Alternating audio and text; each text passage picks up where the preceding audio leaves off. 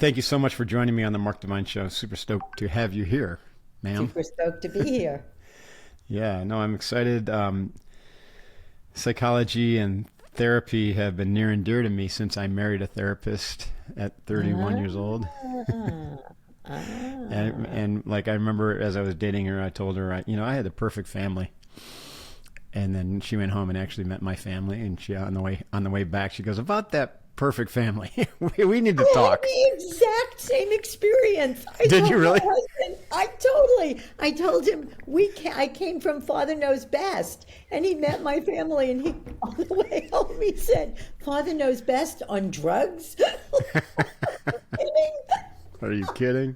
Oh I my know. God, that's so funny. Well, and I don't know. There's so many places we can go with that, but everybody is living in multiple sheaths of illusion, right? And so I think the act of therapy, whatever therapeutic process, behavioral change like CBT, or nervous system resets like EMDR and all that, they're just like attacking at it by trying to remove the conditioning to be able to see more reality, more truth, right? And so I hadn't had the opportunity to have the conditioning of understanding that, that this veil of perfection was not real, right? That my family had kind of drawn over my eyes.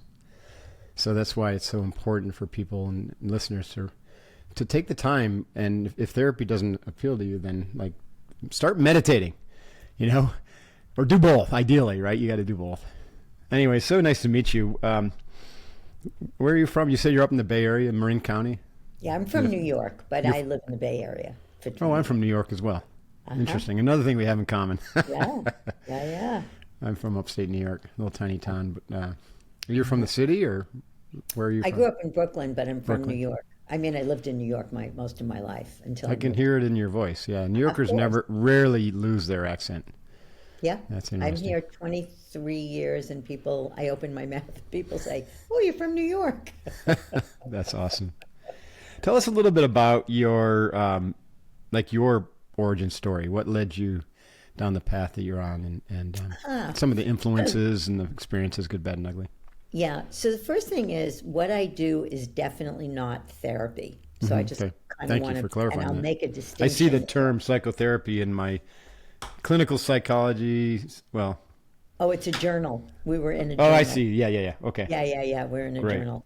You're Yeah, it's about definitely uncovering belief systems. I got it. that's Yeah. right. It's way, you know, So you're not a light or you're not trained as a psychologist.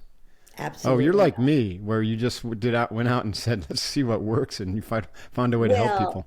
yeah. So my origin story is my late husband was on a personal spiritual journey to discover why people know what to do and don't do it, or know what not to do and do it.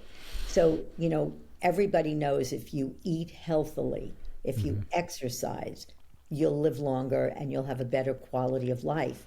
And yet they don't do it. Some people know going into a relationship, they see all the red flags and they go in anyway. We know that if we do what we need to do, our lives will be better, and yet procrastination is huge. So he said, why is that? Why do people know what to do but don't do it?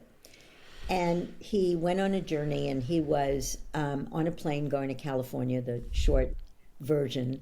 And he kind of downloaded this process. And when he got off the plane, he was going to pitch somebody. He was a business consultant, and he used the process on the people, and they hired him on the spot. And they had 5 people they were supposed to be seeing, and they wanted motivational people. It was the state of California was going to look at getting people off welfare and onto productive lives, Right. and they were looking for a motivational person, and they hired us to do this work.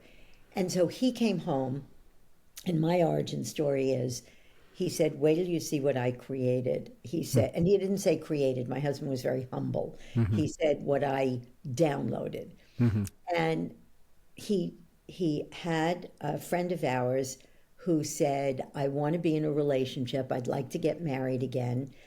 And I just keep meeting the wrong guys, or I don't meet anybody. And he said, what do you believe?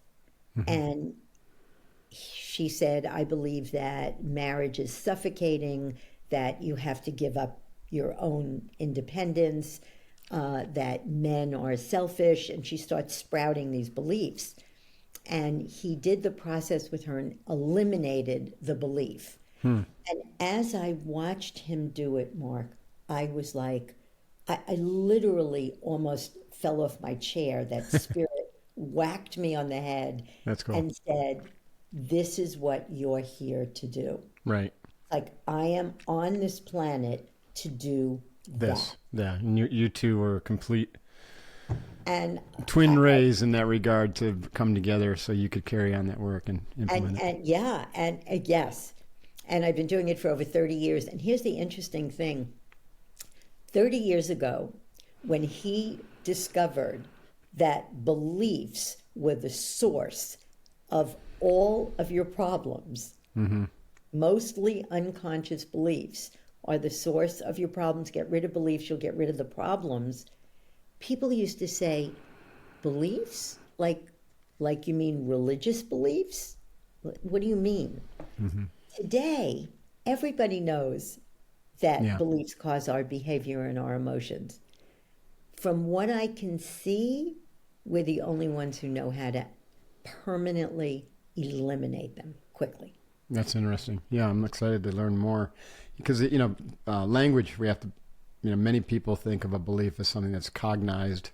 And what you're saying, it's really, it's the unconscious programming, which is what I was referring to earlier as a sheath or a way of knowing. And in my program, I call it a background of obvious. It's obvious to everyone else but you because it's in the background. It's part of your context and not the content until it bubbles up in content in the sense of I can't or I won't.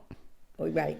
Right. Even though you can cognize and even you can even create words around based upon what you've read and what you know to be right and say, I should not eat that ice cream. But the belief that bubbles up is I can't not eat the ice cream because I need it for some reason. Yeah. So first of all, a belief is a statement about reality that we hold as the truth. Truth, right. So that's what a belief is, right? And I love what you said because people know that their beliefs are silly. I have worked with 5 Harvard PhDs who had the belief I'm stupid. I believe it.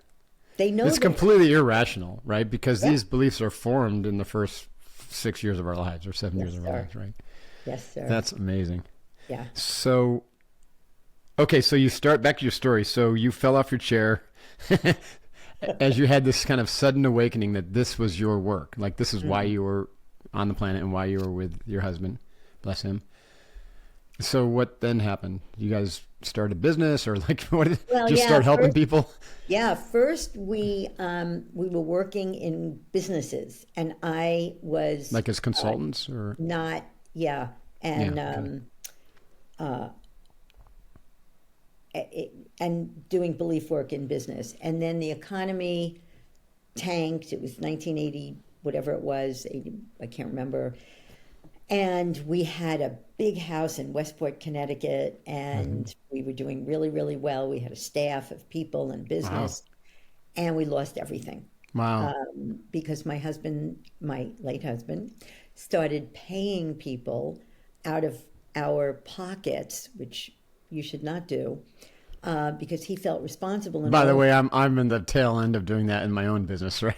Literally going through a period of turnaround and transformation, and I know exactly that feeling of loyalty and everything, and it's Anyways, just want to share that. I have empathy for him.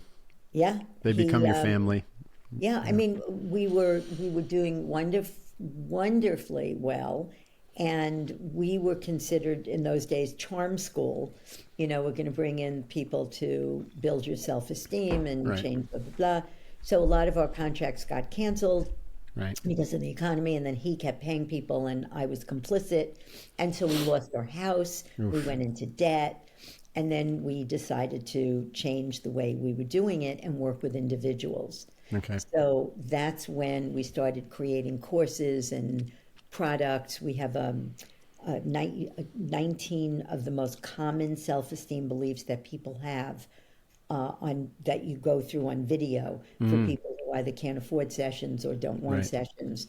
So when we have courses, I'll tell you something a little later about a course that we have that's based on how to get rid of an emotion in the moment. So we just shifted the whole business. We reorganized. We moved to California because he always wanted to live around conscious people. So we live in the Bay Area. So isn't it amazing, like in retrospect, how those breakdowns really are necessary to open up the possibility of prepare the ground for the next stage? Oh, and I have worked with people in virtually every country. I have a client now in Saudi Arabia. And I sit there and I say to her, are you really in Saudi Arabia? It's just I know. so How cool. could you live there, right? Doing this work and, Good for her. Uganda. So it is what got me through my husband's death. I was devastated, but to get out of bed every day, and thank God I did my work, and just serve people and see people's lives change is mind-boggling. I work with people. One of my favorite populations is people who've been sexually abused in some way, rape, date rape, incest, because we can quickly get rid of the beliefs. See, our premise is what happened to you is not what's hurting you today. Yes. What you concluded What you about conclude and it. how you shape the memories and then the story you tell around that. Yeah. Yeah. So, and then I was speaking at a conference in Costa Rica, and this man who is a serial entrepreneur came up to me and he said, we have to write a book. This is the missing piece. And I said, okay, that's what I was going to call a book if I ever wrote it, The Missing Piece, right? Because all the courses that people take are wonderful and amazing, and they learn things and they come out and they go, oh my God, that was the best course I ever took. And they took pages of notes, and 3 days later, the notes are in the drawer and there is no change. Because the missing pieces, you have beliefs in the way that keep you from utilizing all this great information that you learned. Yeah. So he's an attorney. He owns a law firm and an entertainment company. And he said, I always wondered why my clients don't listen to me. I give them great advice and they don't listen. And Right. that's where Morty, my late husband, said he would go into companies and do consulting, and they'd say, this is brilliant, this is fabulous, we're going to do what you said. And 6 months later, he would check in, and they didn't make the changes. Because corporations have beliefs, people have beliefs. That's what a corporate culture is. That's It's right. the beliefs of the company. That's right. So we wrote a book about entrepreneurship, and I'll tell you something very ironic. So it's called Hitting the Wall, Eliminate the Beliefs That Sabotage Your Business and Your Life, and came out in November. When my husband died, Mark, I did not know the first thing about running a business. I didn't want to run a business. I didn't care about running a business. That's It was suddenly, there you are. You got it. interesting 3, 2, 1, go. 3, 2, 1, go. You're not kidding. So thank God I had eliminated the beliefs that would keep me from doing it. Right. And I just kind of stepped up and took it on, and my business has tripled what it was, and it's like a miracle. When did Maury pass away? 8 years ago. 8 years. Okay. Yeah. Yeah. That's So, so the fact that I wrote a book, or we wrote a book on entrepreneurship is Right. pretty insane. That's interesting. So the book Hitting the Wall is really geared toward those in business who are seeing that limiting beliefs are impeding their progress, or there's a perception of that. Yeah. Well, I could probably use your book. Maybe we should do some work together.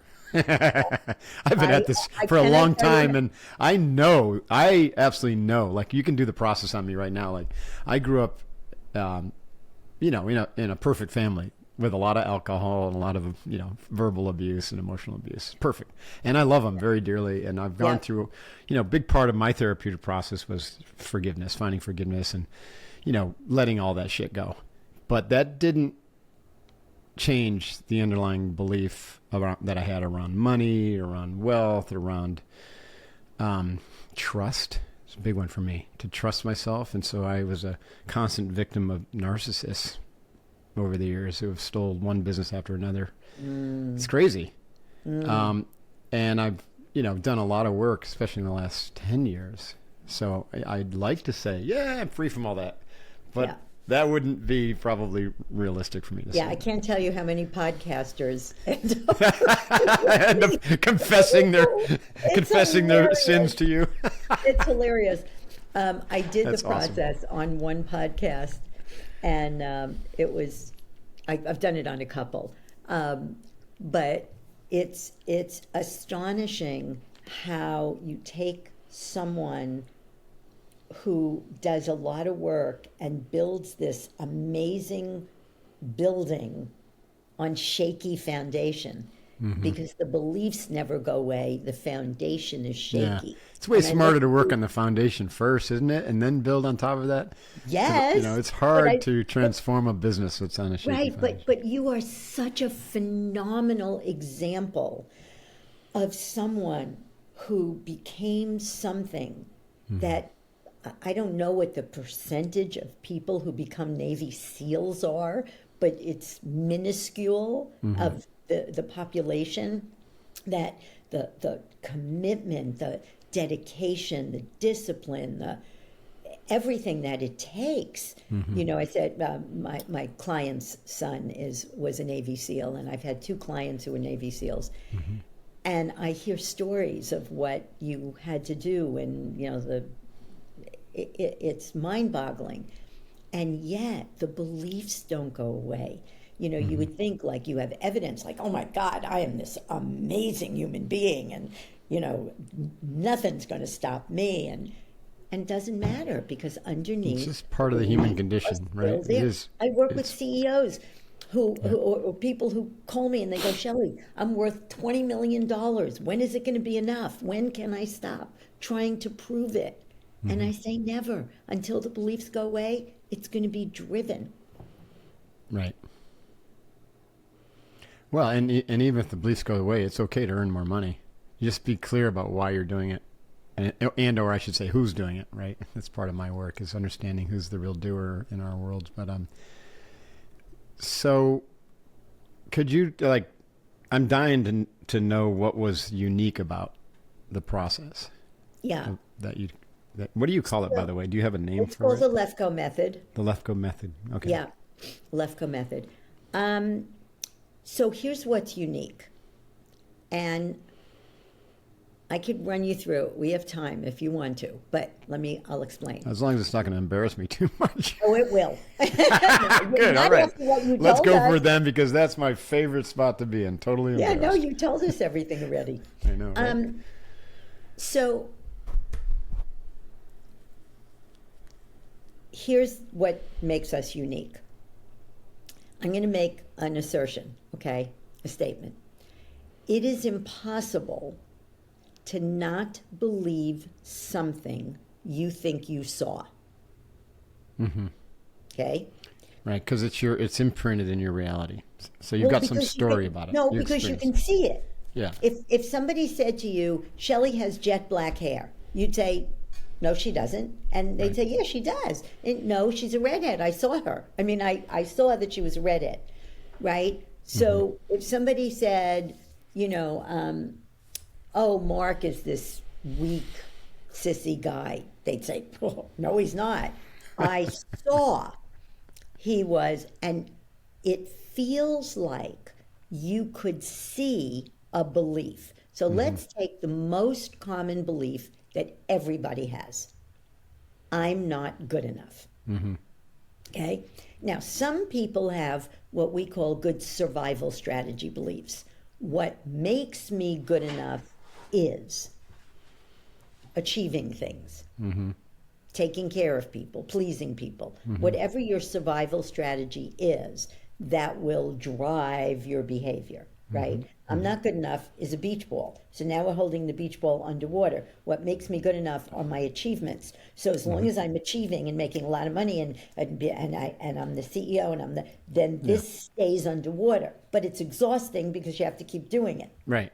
It takes constant reinforcement. Right. Now, when you go back to where did I'm not good enough come from, as you said, self-esteem beliefs, not all beliefs, but self-esteem beliefs are formed in the first 6 to 8 years of childhood, right? Right. So if you have a father who's critical or, demeaning, or a mother, children, every child alive in every country around the world wants 3 things: affection, attention, acknowledgement.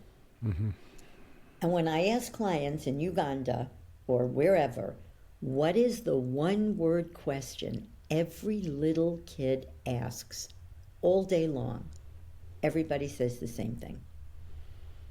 Why? Why? Why? Why? Exactly. Why? Why are my parents criticizing me and yelling? Why can't I live up to their expectations? Oh, I see. I'm not good enough. Now, when I take clients back to those events and through a bunch of steps, which you can also do in video, you don't have to work with me, I ask them the question when I get to that point, doesn't it seem like you saw I'm not good enough? And every single person says, yes, I saw it. Now, if you see something, you can't not believe it. Yeah. I saw a pink water bottle. Don't tell me it's green. Anything you could see. So first of all, that's why our beliefs stay with us through 15 years of therapy. Because I get people who've been in therapy and I say, doesn't it seem like you saw I'm not good enough? And they say, I did see it. The Harvard PhD, he said to me, so his father, every time he said something that his father didn't like, he'd slap him on the back of the head and say, genius. So when I said to him, doesn't it seem like you saw, I'm stupid. And because I said to him, you have a PhD from Harvard and you have the belief I'm stupid. And he said, well, I conned my way through Harvard. No amount of evidence will get you to not believe something you think you saw. So when he got, I never saw I'm stupid, or I never saw I'm not good enough, because anything you could see has a color, shape, and location. What did you see? I saw my father hit me on the head and say, genius. You didn't actually see it. I saw my parents criticize me. I saw failing in school. I saw my parents' face of disappointment. Oh, where was I'm not good enough or I'm stupid? It was internally generated, right? It was in my mind. I made that up. Then some people say, but I still felt it. All of your feelings come from the meaning you give events. That's right. And most of the meaning that you give events come from your beliefs. Right. So if you get rid of your beliefs, you won't have those feelings. You get rid of the belief I'm not important and somebody ignores you. Can't do it the other way around. You can't work on the feeling and have it traced back to the belief and then get rid of it, or no. But Yeah. here's what you can do. You can get rid of a negative feeling in the moment. Right. And I'll teach you in a little bit how to do that, because I Yeah. want to have Yeah. something you could take away from this. But the feeling, see, events have no inherent meaning, Right. right? That's We right. don't know anything for sure because something happens, Right. whatever it is. I would agree 100% with that. There's an Awesome. infinite number of variables that go into every single thing that happens. And yet we're so trained in the linear cause and effect, especially in the Western world, that we want to point to the immediate proximate incident and say that's the cause or person. Yes, all of that is accurate, but here's the simplicity of it. Meaning is in your mind. Right. It is never in the event. Right. I So agree. my husband died. There were consequences. I miss him. It was horrible, but it doesn't mean I'll never be happy again, or I'll never love again, or I'm going to starve to death. And those were some of the meanings I gave it when I didn't want to get out of bed. So grieving is healthy. Not wanting to get out of bed, not healthy. So I would do this Well little said. process that we teach. What happened? Morty died. What meaning did I give it? I'm going to starve to death. I don't know how to run a business. What else could it mean? Well, could mean you're going to learn how and you're going to step up. But Right. the fact that he died doesn't mean anything. It's not that it doesn't matter. It just doesn't tell us anything for sure. Right. So if you have a negative emotion, and when I say negative emotion, it's an emotion you don't want. I don't know about you. I don't want to feel sad, afraid, anxious, depressed, down. I just don't want to. I love those. I try to wallow in those all day long. It's just awesome.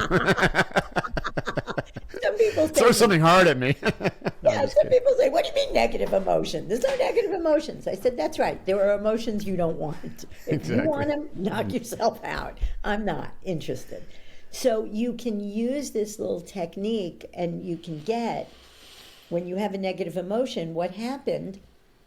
What meaning did I give it? And if you just get that the meaning's in your head, it's not in the event, the emotion will go away.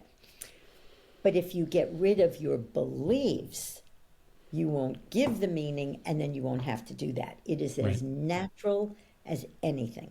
Yeah, I totally agree. You said earlier this idea of like seeing the belief.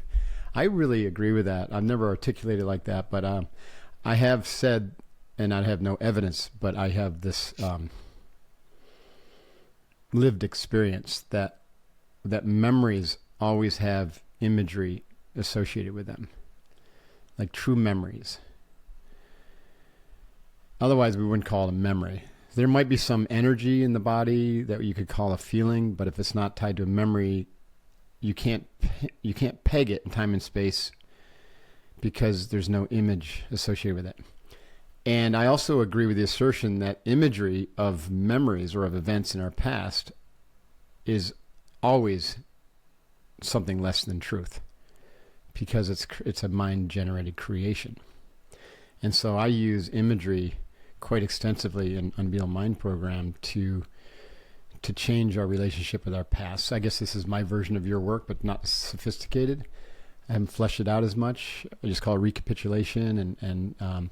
But anyway, the work is with imagery to try to identify where those memories were corrupted or created in a corrupted manner. And then I use imagery. Visual imagery? Yeah, exactly. So imagery for me, like it's a powerful tool. It's also it's also how our minds can kind of trap us in these virtual representations. Essentially, everything is a virtual reality. We're living in this virtual world, and that's where the meaning is, right? Because if you really want to get down to brass tacks, if you look out through these eyes, what you're really seeing is just energy. Everything else is a virtual creation. I call that what I see as a table or a chair or my hyperbaric chamber. It's all just energy. It is my mind that constructs it into that size, shape, color, words, and then creates that reality. So virtual reality is all based on imagery. just like in the gaming world.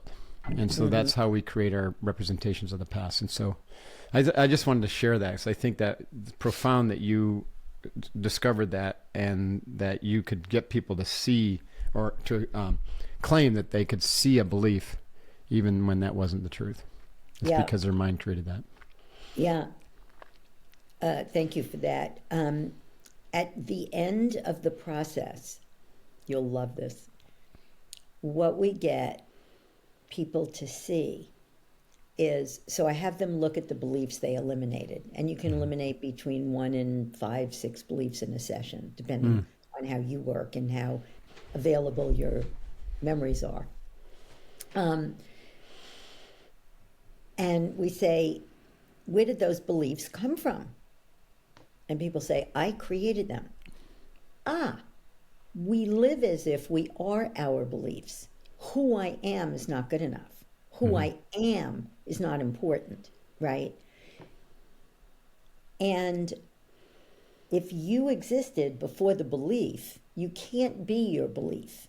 Right. And if the belief disappeared and you're still here, you are not your belief. Right. So if you're not your belief, then who are you? Right.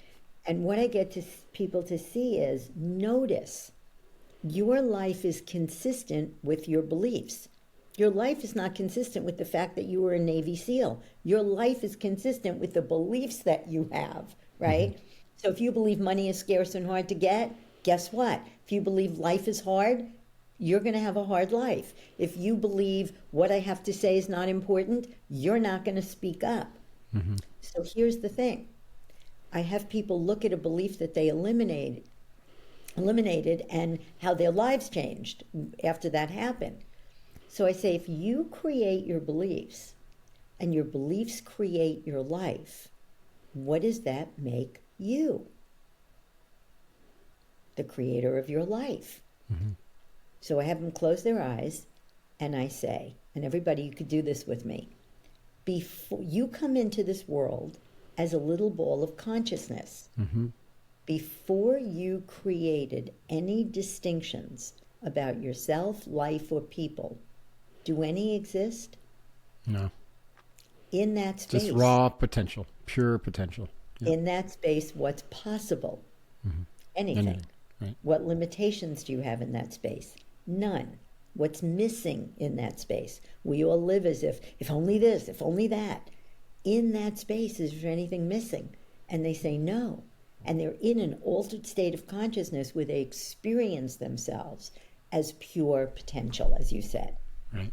And it's That's very awesome. powerful, because while I agree, Morty and I used to have these conversations about tableland, and he'd say it's all energy, and if I had electromagnetic microscopes for eyes, I would see energy.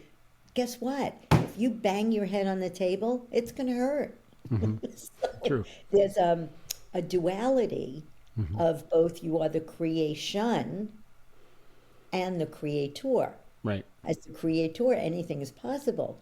But you also took a lump of clay, called it Mark or Shelly, and we put all these beliefs on the lump of clay, and then we got a lump of clay that looks like this and like this, and we don't know why. But if we put the beliefs on, we can take them off. Right. And that's really powerful. I love that. I love how you couch it in very Vedically correct spiritual terminology too. Yeah. It's not two, but it is two, right? You have the creator and the creation, but they're not separate. They co-create, they coexist. Yeah, It is one. Yeah. So, wow, that's so cool. Where do you go? Where are you going with this now? I mean, you've been at this for a while. You picked up the pieces when Morty passed on 8 years ago, and now you're helping a lot more people. Is this just going to continue to run its course until you check out, or what's happening in your future? Yeah. I'm looking for two things. So I believe, Mark, with all my heart and soul, that this process can not only help entrepreneurs be more successful, have better relationships. But it can totally reverse the recidivism rate in this country. Yes. Because you work with prisoners. We did a research study with prisoners. Did you? People who were actually getting out.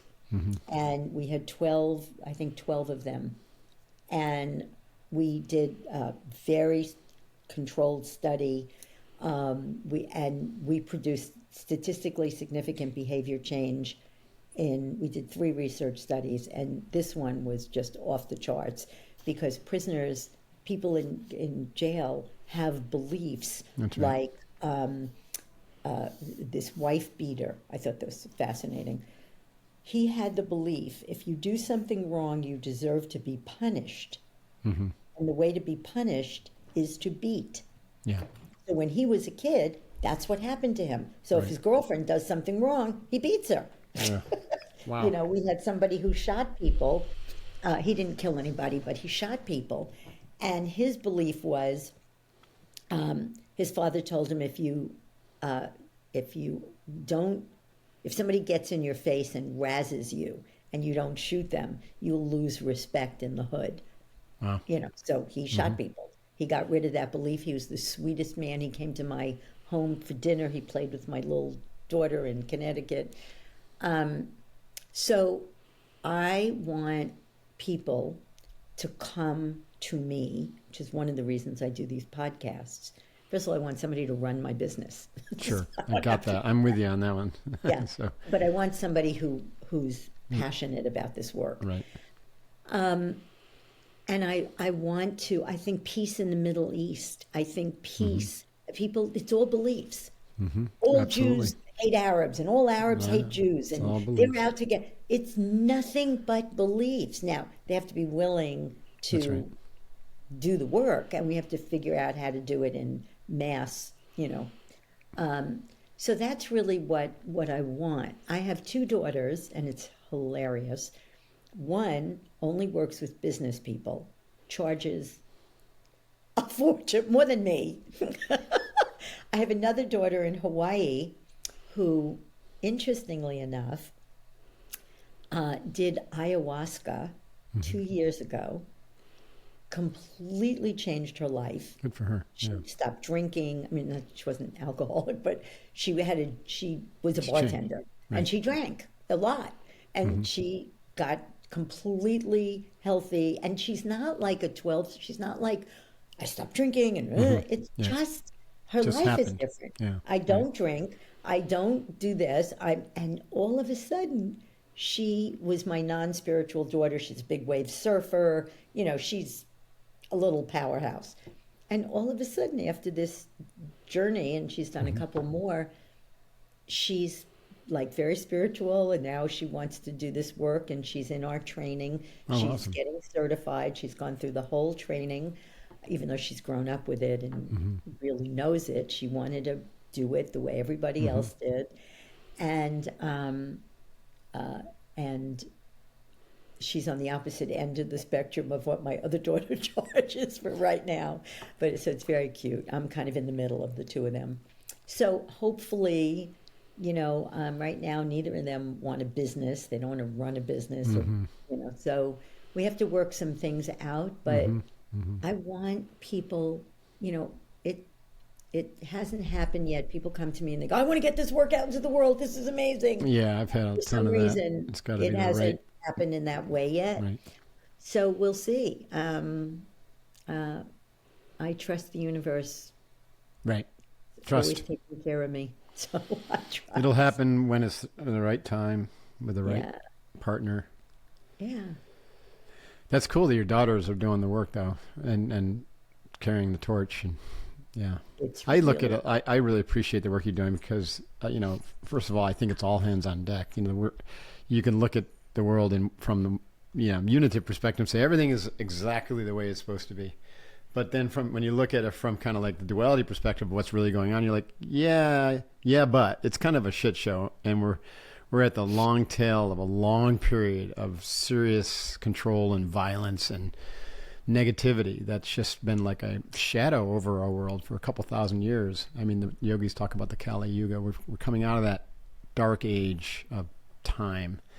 And so it's really on us warriors who understand that, like, to flourish, for humans to flourish, they have to be positive. They have to eradicate the shadow and the negative belief systems, and they have to move away from fear and violence. And when you do that, you begin to vibrate, and your consciousness elevates, and you begin to attract that which you want in the world, what you want to see. It's like Gandhi, you first be the change you want to see, and then the world will change around you. And we can do that at scale through these podcasts and through our books and through thousands and thousands of people doing this work and then teaching it and coaching and mentoring and just showing up. Do you have kids?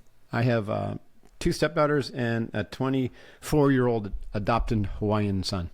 How's that? I didn't need to clarify all that or classify all that, but I guess I'm a classic California family. Yeah. Different, but awesome. Incredible people. Yeah. Here's why I ask.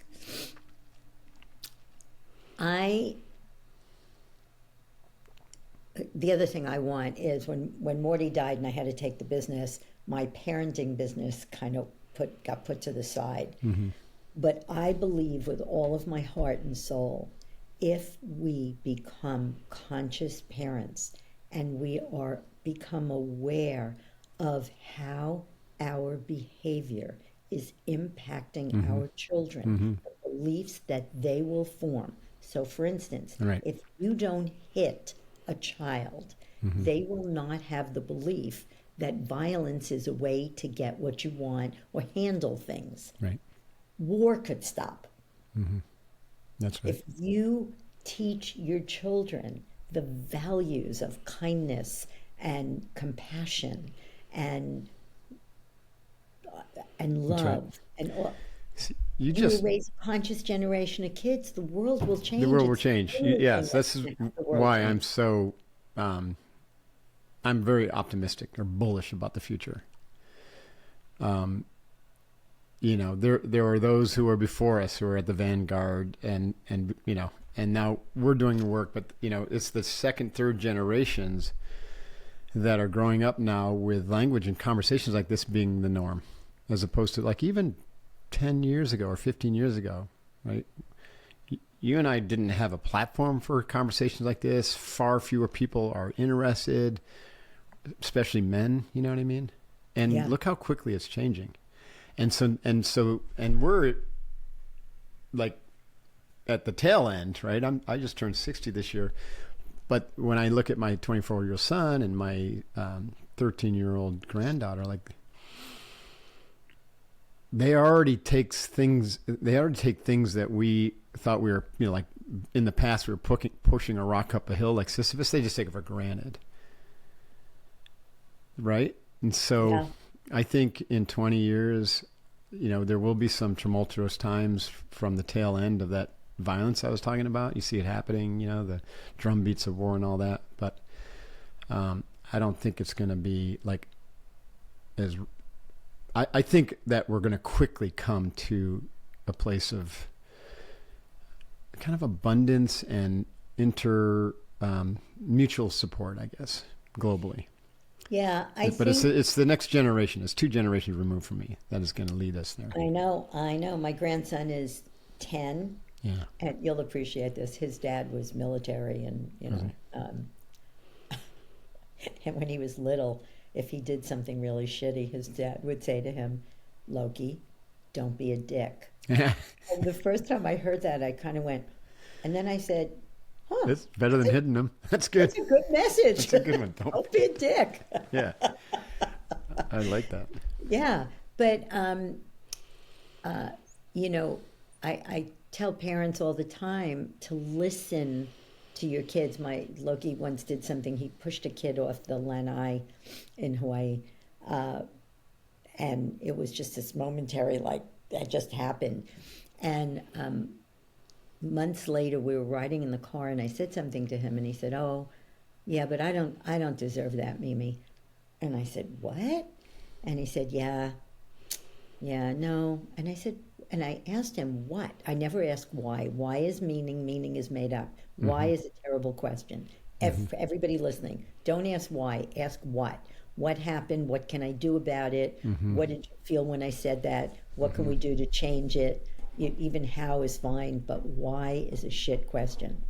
So I said to him, what do you believe, honey, that has you say you don't deserve it? And he said, I'm bad, Mimi. And I did the process with him, and I said, it could mean you're bad, and it could mean you did something that didn't work. I tell parents, don't use bad and good, right and wrong. Things work or they don't work. Hitting doesn't work. Hurting people doesn't work. Stealing doesn't work. It just doesn't. Right. So I said to him, there's not a person on this planet that didn't do something they wish they didn't do. Just, we all do. And so we did the process. I said, did you ever see I'm bad? You saw yourself push a little boy off the lanai, and he's fine. And did you learn something? Yes. So will you do that again? No. Great. So that was a learning opportunity, and all mistakes are learning opportunities. So I'm very cognizant of what he's concluding, given what he sees and what happens in his life. And thank God he lives in a place where he's a free-range kid. He bikes every place. He's 10 years old. He's on his own a lot. But he's not home staring at screens. Right. My daughter won't have it, Yep. Good for her. Yeah. Yeah, that's an epidemic that needs to somehow get reined in as well. That'll probably be a different podcast to talk about that. Totally. Yeah.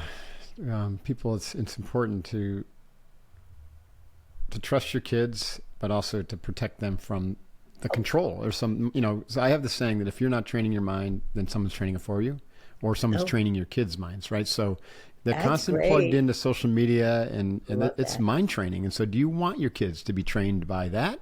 Or do you want them to be trained by nature, by the great. waves, by the sunshine, by their friends out in the park? Yeah, I know That's what great. a big difference that would make. Yeah. I wanted to make a distinction when I brought that up. The distinction was we have to start raising human beings That's right. and not human doings. Yeah, I love that. So, we all say to our kids, you did this, you did that, you didn't, you took out the garbage, you did your homework, you didn't do your homework. It's doing, doing, doing. You scored a goal, you got an A. It's all about doing, as opposed to, I love being with you. It's like being with you, Mark. You're very thoughtful. Like, you're really listening, and you grok it, and you think about it.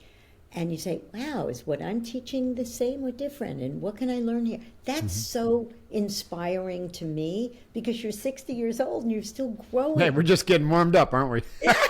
We are. I feel that way too. Thank you. I always say, what you say interests people. Who you are inspires them. I love that. Yep. And when Morty died, no one said, of the 100 people who were here, no one said, oh, I loved him because he went to the University of Chicago. Oh, he wrote 3 books, or he created a process. That's not what they said. Was he was the most loving man I ever met. Amazing. He was present. He was non-judgmental. He made me feel special. They talk about who he was, not what he did. No one cares. Right. And yet, if you have the belief, what makes me good enough are my achievements, or what makes me important are my achievements, you have to keep doing it, and your kid becomes your achievement. Right. And they have to excel, because otherwise your I'm not good enough comes up. Wow. Absolutely. Well said. And I know a lot of people who just heard that were like, yes, shucks, she's right. I know it. I've heard it a million times, but I'm still doing it. So it's time to get off. If you go to eliminatebeliefs.com, Okay. you can eliminate a belief for free and have a direct experience. There are 3 of the most common beliefs. You know, we all know EliminateBeliefs.com. eliminatebeliefs.com. Plural? We all Beliefs, plural? I want to put it in the show note. Beliefs. Yeah, eliminatebeliefs.com. Is that how you like people to connect with you? Or do you also do social media? Or how do you? Yeah, I mean, Yeah. you can also buy the book. We take you through the process, Excellent. and it's all about it's supposedly for entrepreneurs, but That's it's for about everybody. I all the hear you. most common patterns that people have: procrastination, worrying about what people think of you. You know, when I got rid of the belief, what makes me good enough is having other people think well of me. Right. That's when I got my life. I'm going to order the book right now. The book is called Hitting the Wall. Eliminate the beliefs that sabotage your business and your life. Yes, sir. Sorry I didn't have it before the show. Normally I do, but sometimes, messages get crossed like that. Yeah. Well, Shelly, this has been a really, really enjoyable discussion. I really appreciate you. Thanks so much for doing the work you're doing. And I thank your husband, Ditto. right, for the work that he did, laying the foundation, and your daughters. And, stand by to support you any way I can. Thank you. Thanks for having me on. You're an Yeah. angel.